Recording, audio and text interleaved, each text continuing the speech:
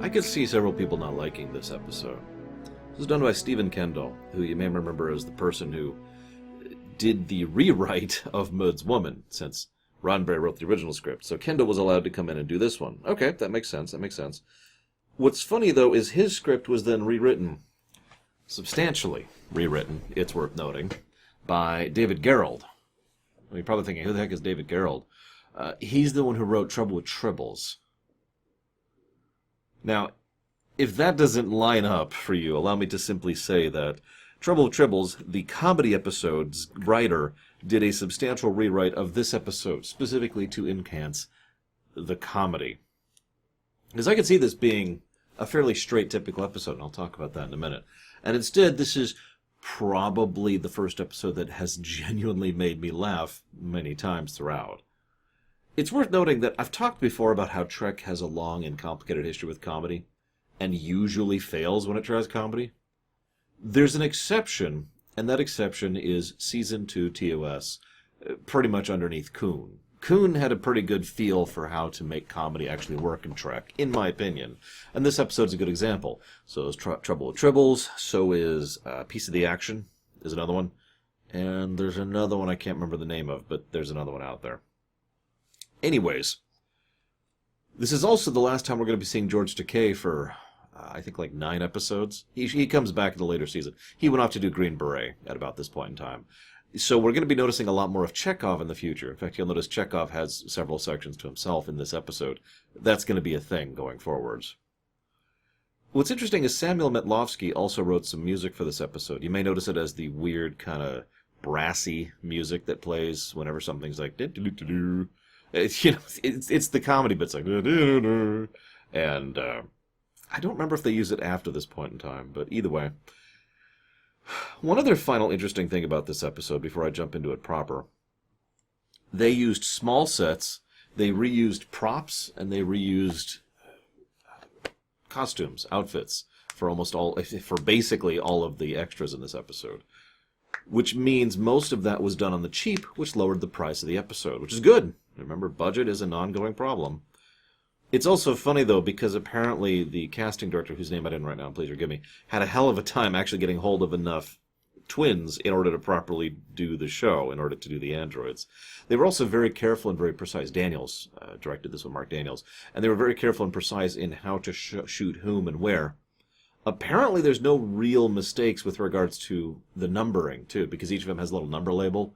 And so obviously the 2 actresses, for example, that play the 2 Annabelles or whatever, would have to have different necklaces depending on which one they're playing in a given scene, stuff like that. But they apparently did a really good job of keeping all that straight, so props to them.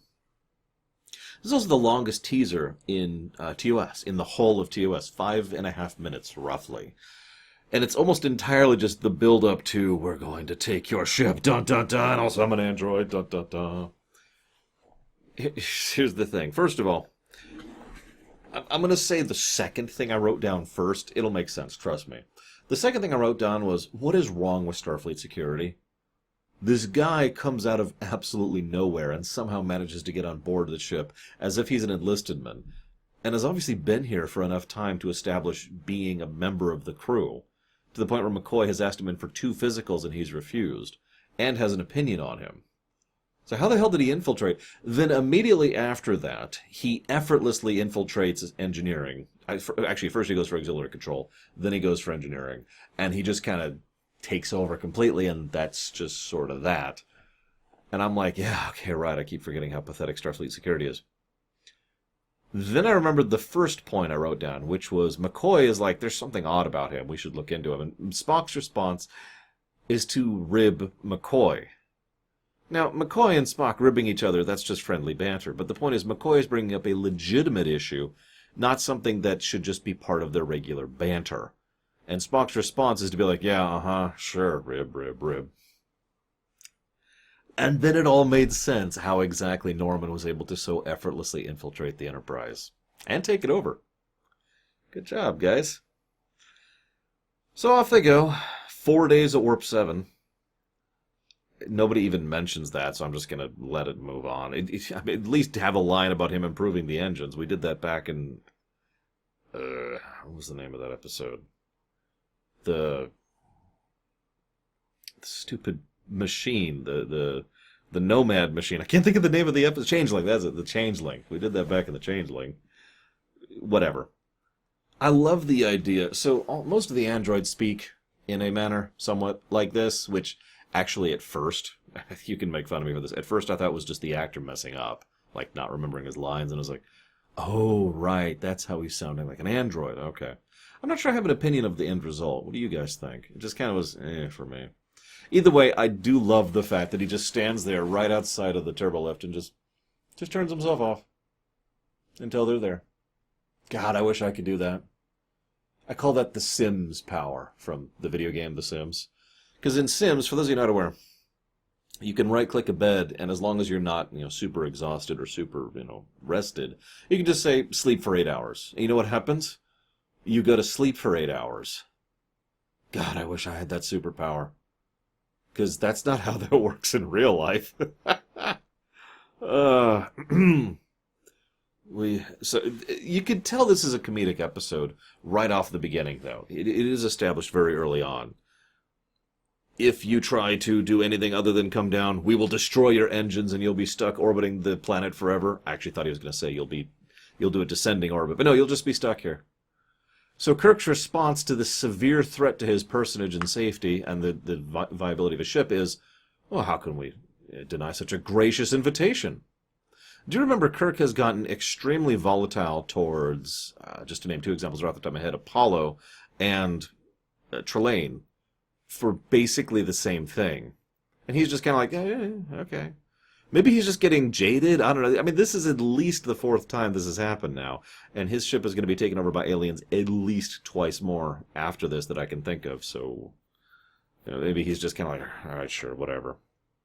One time in the future, it'll be taken over by hippies. Yay. This then leads to them going down. And Chekhov doesn't recognize mud.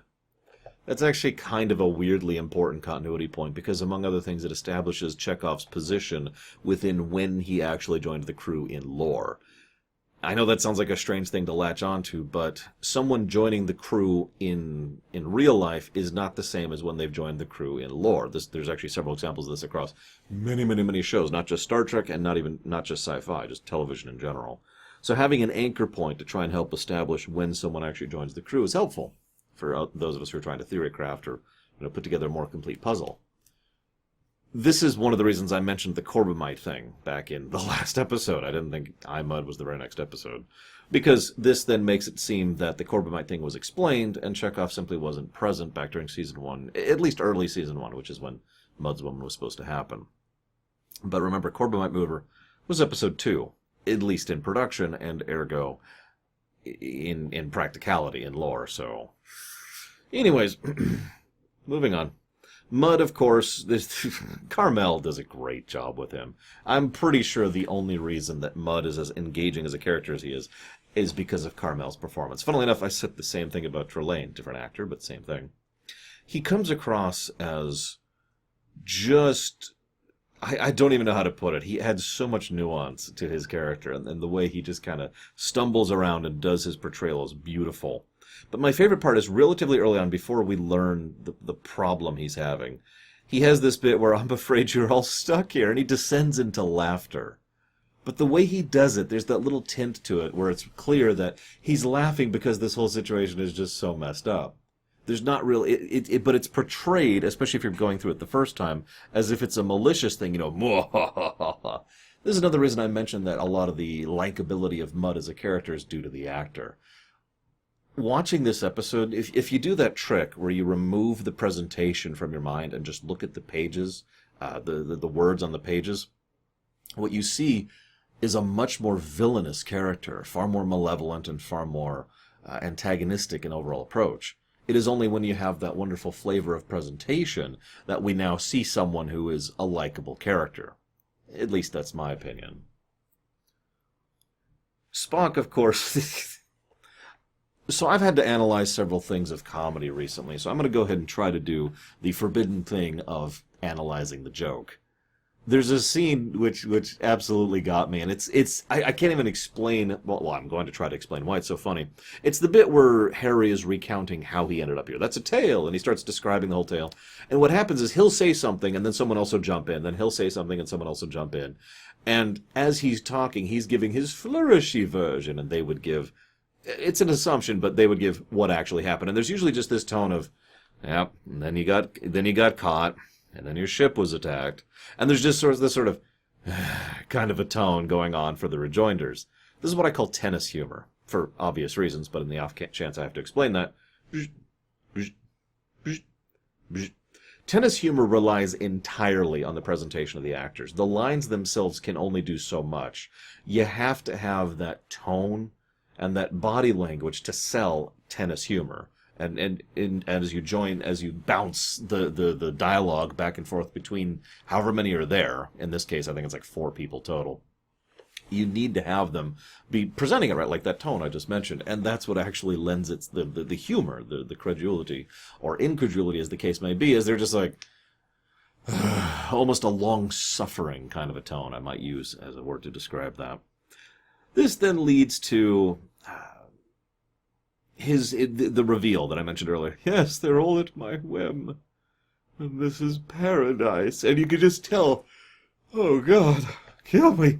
No, I'm a prisoner here. I'm a prisoner. Please get me out of here. Yeah, you have to admit, a paradise like this probably would be hell for most people. Well, let me retract the word most. Some people. Me, for example, I would not want to live in a place like this. Maybe retire, but definitely not live here. However, no judgment. As I've said before, there are people who would, and I've gotten a lot of comments about this over the years, to this day. In fact, 2 days ago, as of me recording this, I got my most recent comment on my Best of Both Worlds Ruminations from someone saying they would be willing to join the Borg Collective if the Borg were, not horribly conquering, but were willingly offering, assimilation and then, made the process a little less horrible. And that makes perfect sense. So, how many people do you think would be totally cool with just settling here on this planet and just indulging in a life of whimsy for the rest of their days? I imagine it would not be a small number. Again, I wouldn't, but I am, as my own sister has said very recently of me, the most ambitious person she knows. And that's not necessarily a good thing. But getting back to Mudd, obviously he does not want to be here. He wants to be out and go and join and be and do. Come on, just get me out of here. He even has a little bit earlier, you're going to love it here, Spock. They all talk like you do. Which gets across the point of why he finds this intolerable. This then leads to a bit of backstory. Apparently, there was a super advanced race from Andromeda who robots were a regular part of their people, but then their sun went nova, so they came here. So obviously, it makes perfect sense that the Pathfinder project finally made its way back into the Milky Way galaxy, but so much time has passed that all the relays have decayed by this point, and I'm going to stop making the joke now. No, joking answer aside, as I was listening to this description, doesn't this sound a lot like the Takan? I mean, obviously it's not intended to be, and the Takan wouldn't even be invented until Season 1 TNG, and nothing would ever be done with them in the confines of Star Trek proper. But that was the first thing I thought of. Super advanced race, Nova wipes out their home populace, nothing left but outposts, slowly die out, very advanced, use automations. Right? Doesn't this sound like the Takan? I'm curious what you guys think, or if you have any other theories for these guys. Anywho, I wanted to share that. So, I mentioned the humor of the episode. Humor... Okay, rewind a second. There's a difference between a work that tells jokes and a work that has a humorous tone. These are two very different things. Now, they're not mutually exclusive. You can have humorous tone in a work with jokes, and you can have jokes with a humorous tone. But my point being, I've described a lot of works over the years that put me in a good mood, make me laugh, make me grin, that don't tell jokes. And those are the things that are more in humorous tone. I'm trying to think of how to describe this without using examples. I'm trying really hard. Because if I just say Earthbound, some people are going to be like, what the heck is that? And if I just say something like, I don't know, I'm trying to think of another example. Well, honestly, Trouble with Tribbles is another example of what I'm talking about. The tone is light. And that tone gives it that humorous air, rather than trying to sell jokes, like, say, something more like Spaceballs, which is more about the jokes and the delivery thereof, right? In this episode, we have that humorous tone. Allow me to use an example. The two women, I forget which models, please forgive me, the two women are there. We are here to serve you. Will we like you to go away? Why would we need to go away? Because we don't like you now. Humorous tone. The whole thing. He could have that scene could have been played in so many different tones. It could have been, because we don't like you, or because we don't like you, or maybe more of a pleading tone. Maybe just, please, because we don't like you. There's a lot of different tones you could try to pull from a scene like that. The tone they go for is, yeah, and I'll give Shatner credit. He plays this kind of light tone pretty well. You remember how I mentioned that he's a decent actor but probably doesn't have much range? I think he portrays this kind of lighthearted. Well, he plays the straight man, basically, but he does a good, decent job of the lighthearted straight man that other people can play jokes off of. He does this in Trouble with Tribbles as well, if you're remembering. So he does a good job, and it really helps. And they go off. This then leads to the discussion, and two things are mentioned early. I forgot to mention this earlier. Stella is mentioned. Note that he has gone out of his way to make a near-perfect replica of his wife just so he could order her around after she bothers him. That would be hubris, which directly leads to the problem. If they didn't have the Stella model, they couldn't leave him with 500 of them. Spoilers. That's also kind of horrible. I'm curious how he programmed that. How much time and effort did he spend on that, really? And how?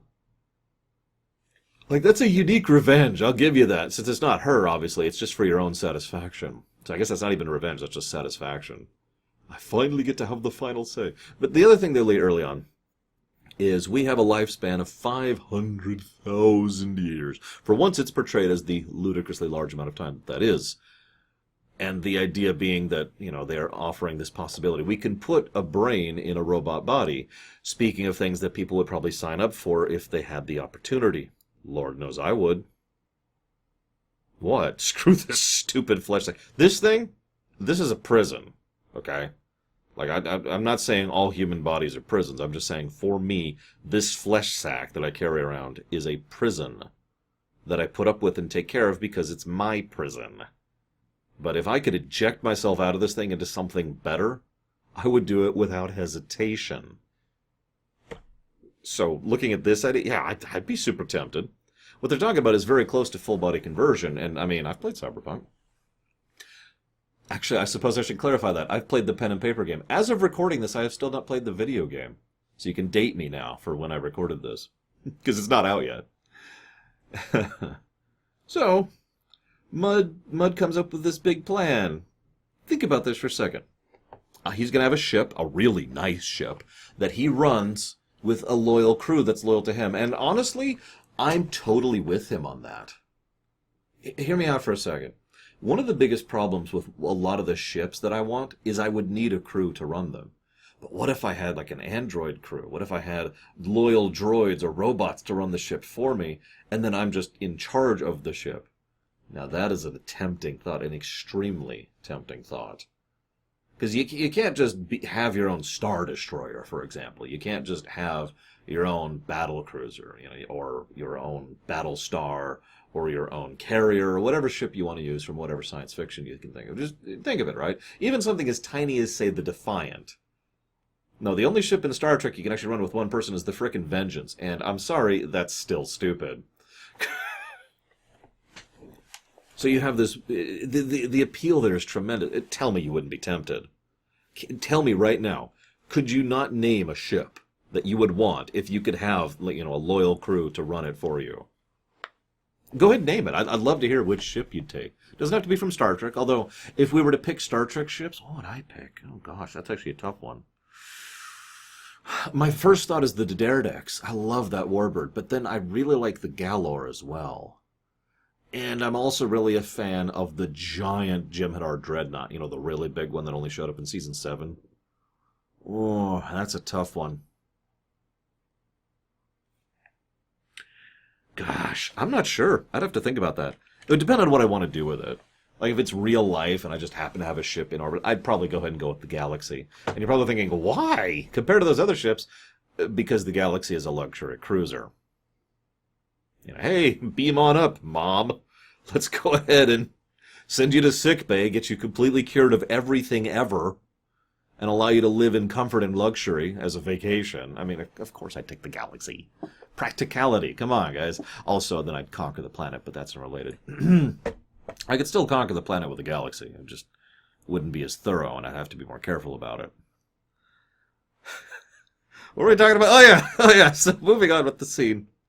There's this great line where Kirk says, how will my crew react to a world where they can have absolutely everything they want simply by asking for it? We've already had shore leave. The episode, I mean. That's already been a thing. I know. We're not supposed to talk about continuity in an episode that includes the one and only strong continuity connection in the entire series. Oh, there's other little tidbits. Corbomite was mentioned in the last episode. And, of course, there's, the two-part of the menagerie. But for the most part, continuity doesn't really exist in TOS, except in the more broader sense, character stuff and setting stuff, setting continuity, as I've talked about. But Mudd's here. This is the only recurring guest star I'm saying that right. This is the only recurring guest star in all of TOS. There are recurring extras and recurring side characters, but this is the one big one right here. We only see Sarek once. We only see Kor once, and so forth and so on. I'm getting off topic. What I really want to talk about, ignoring shore leave, is Earth.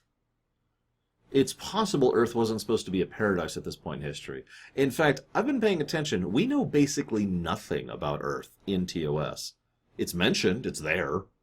We go to Earth in the past, but we haven't actually done anything with Earth. Interesting, isn't it? Anywho, so then we cut to Chekhov. I didn't know kulak could be used as an insult. That's just a weird one to me.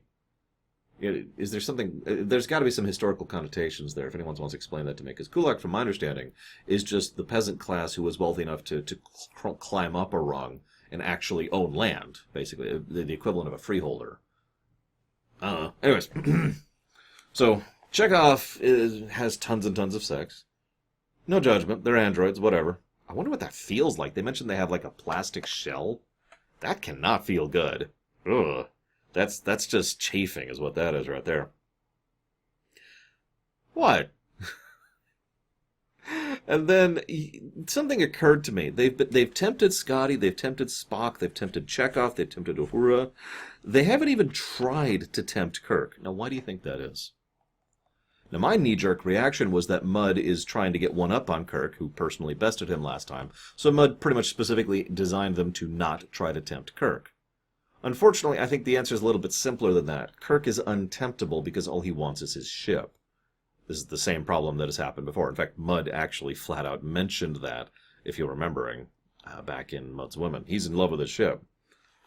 And that has been an extremely recurring trend going back to the origination of the series, so that would make sense. I'm just curious. What do you guys think? Either way.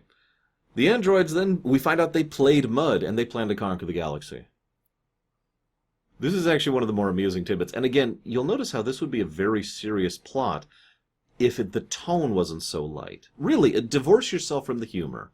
The light tone, the comedic presentation, and the lighthearted music. What we have is a planet full of androids who insist on stretching out throughout the galaxy and using their superior technology and numbers in order to conquer the galaxy, in order to force all races into a state of, I don't want to say stagnation, because that's not quite the direction. It's more like a state of,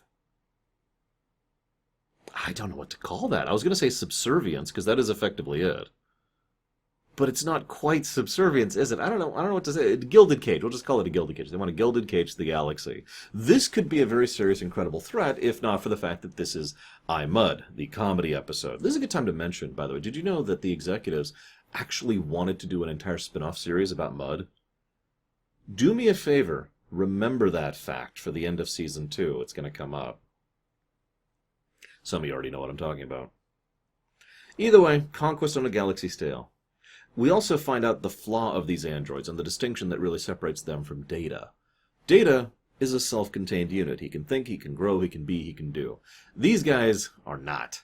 They can do, But anything that doesn't, anything that violates their core, wrong word, anything that violates their surface programming, there we go, has to be checked with some kind of central processing unit, which then takes the serious stuff and then outputs it to the individual units. In short, each unit is more like a process that is being run by the CPU rather than an independent CPU itself. And of course, we find out this all ties back into Norman, which then gives them a weak point. What's funny is this is a weak point that makes perfect sense. Credit to the episode and to the writers. They have successfully crafted a threat that is a legitimate threat, that is superior, but weak in a way that makes sense so that the heroes can use it and overcome it. Most of those steps don't exist in Star Trek episodes, if we're being honest. Either the threat is stupid, or it's just strong because it's strong with no logic, or it has weak points that make no sense because we need it to have weak points so we can beat it, or we beat it without using weak points and it's strong without logic, so it's just stupid on top of stupid. Voyager. So, yeah. Either way, we have a weak point now. Got it. So then they decide to do their big plan, and Uhura betrays them. No! This actually makes perfect sense as well. This is also very clever, and probably one of my favorite parts of second favorite part of the episode. Because what this is, third favorite part of the episode, sorry. My second favorite is the tennis match I mentioned earlier. It's a classic narrative trope. It's usually used in a different way, though. It's the unreveal, the untwist. Now, I'm using that improperly, and I can never remember the proper terminology, so you forgive me for my stupidity, but what it means is, oh my god, here's a big twist! Okay, now that we got that out of the way, people stop looking for it. If you do a big reveal in your game or your show or your movie, then people stop looking for it. Then you do the actual reveal afterwards when they're no longer expecting it, because now they've been put off guard. Because everyone expects a reveal early on, right? Same application here. They are expecting an escape attempt. The escape attempt happens. It fails. Okay, we don't have to stay on edge anymore. And then the actual attempt happens. Exact same pattern. Brilliant stuff, and I love doing that. And I love seeing that in fiction. This then leads to my favorite part of the episode. I have nothing to really analyze here, unfortunately. This is most of the rest of the episode. It starts at 37 minutes, and they just start doing directly contradicting input. There's no music as he compliments the music. They're celebrating their captivity. She strikes him because he likes him. She likes him. I suppose that's not necessarily contradictory. That's up to you. You know, safe, sane, consensual. Stay perfectly still. La, la, la, la. Much better. What's funny is this is mostly just a test run, just to make sure that the theory works. Once it does, then they go full gear. I really love Nimoy's presentation. Because there's two types of light tone presentation. One is what Shatner's doing, ha, ha, ha. The other is what Nimoy is doing, which is the Leslie Nielsen approach, where you say it completely straight-faced and without a single hint of irony. I love you, but I hate you. And the way he just absolutely says that so blandly and sincerely is wonderful. I love it. I love it. But we're identical. Yes, that's what I hate about her. Like, it's the most logical thing in the world. This then leads to the final bit, which is the double act. Where everyone just starts acting off of each other, and like Scotty dies. I love the whistling, this as they're all whistling him to death, and he just, wait, that doesn't make sense. Logic is a wreath of flowers that smells bad. Are you okay? Are you taking all this? Your ears are green. This is basically full-on non sequitur at this point. But you'll notice the core trend remains throughout the course of this entire series. Contradictory information. The explosive, the pantomiming. Mimes aren't that bad. Everything they do in this is miming, by the way. I'll just point it out, or at least a form of mimicry. I'm not sure. Let me walk that back. Everything they're doing is very close to miming, or actually miming. I'm not sure because I didn't look it up. Please forgive me. You know, that kind of physical comedy where you work with something that's not there, a prop that isn't there. It was actually one of my first lessons when I started taking theater classes, was learning how to act with nothing in your hands and try to sell the audience on the idea. And there's all sorts of little tips that you do to kind of make it feel like you're actually gripping something real, you know, and you're just kind of trying to pull it, and you do this little shaking thing. And what you do is you build resistance back here in the shoulder to actually then physically emulate the image of the hand doing resistance, and just all sorts of little tricks like this. My point is, they do an excellent job of it, the whole pantomiming thing. And what's really great about this whole thing is they go through this whole setup to establish that Mudd is a liar. Now, that's actually important. I mean, it's comedic and it's funny. But the importance of establishing that Mudd is a liar is critical, because that needs to be an established fact. Why? Because otherwise the paradox doesn't qualify. Because what they actually finally finish Norman off with is the liar's paradox. Everything I say is a lie. I am a liar. Classic, simple, bare-bones paradox. But it works brilliantly if you've already established the liar status, which they do, leading to everything going to hell. Brilliant. Brilliant stuff. Love it. Love it. And I was just grinning the whole scene. I really was. Oh, man. Then they decide to torture Mudd to death. Him going on parole on the planet makes sense. You will be on parole until you stop needing parole, is the idea. And that lines up perfectly. And if we were to count TAS as canon, which I absolutely do not, even though CBS does, then this is not the last we see of Mudd. So apparently he eventually does actually parole himself off here. So that's fine. Leaving him with 500 of his wife? That's inhuman. This has been a great episode to cover, guys. Hope you guys have enjoyed. See you next time.